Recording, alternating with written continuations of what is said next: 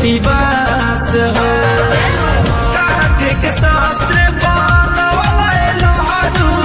गौरी गणेश पेटी बास हो कठविक बाबा विश्वकर्म बनवला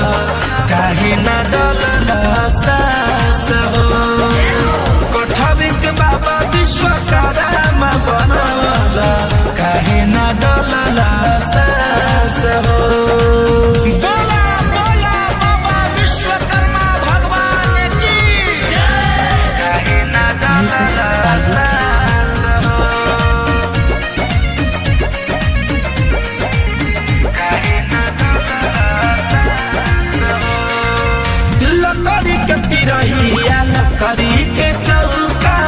लकड़ी के हाथी सोभेला सोझौका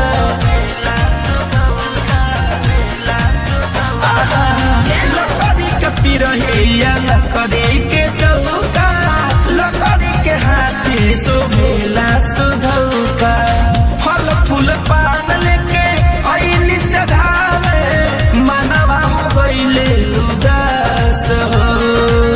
कठवे के बाबा विश्वकर्म बनवला